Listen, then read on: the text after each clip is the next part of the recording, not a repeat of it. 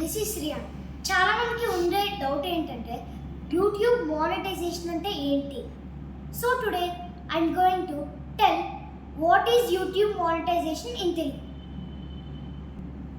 Coming to the topic, మనకి 1000 subscribers and 4000 watch hours కానీ and 10 million short views కానీ వస్తే మానిటైజేషన్ కంప్లీట్ అవుతుంది. ఈ 4000 వాచ్ అవర్స్ 12 మంత్స్లో రావాలి అండ్ ఈ 10 మిలియన్ షార్ట్ వ్యూస్ జస్ట్ 3 మంత్స్లోనే రావాలి.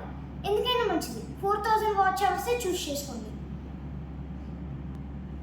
వాచ్ అవర్స్ అంటే ఏంటి అని మీరు అడిగితే, ఫర్ సపోజ్ మీరు ఒక 10 మినిట్స్ లాంగ్ వీడియో చేశారు, దాన్ని 6 పీపుల్ చూసారు, అప్పుడు 10 into 6 చేసుకోవాలి, అప్పుడు 60 వస్తుంది కదా.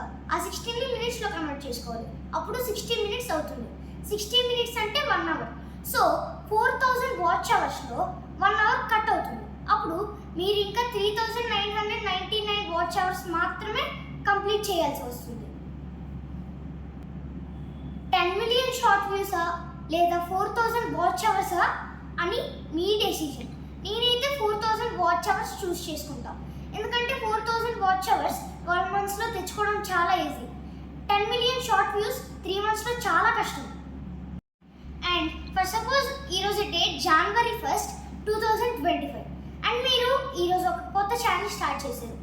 ఈరోజు నుంచి January 1st, 2026 కల్లా మీకు 4000 వాచ్ అవర్స్ లేదా 10 మిలియన్ షార్ట్ వ్యూస్ వచ్చేయాలి. లేకపోతే 2026 January 1st నుంచి మొత్తం రీస్టార్ట్ అవుతుంది. అండ్ షార్ట్ వ్యూస్గానే ఉంటాయి, వాచ్ అవర్స్ కిందకి రావు.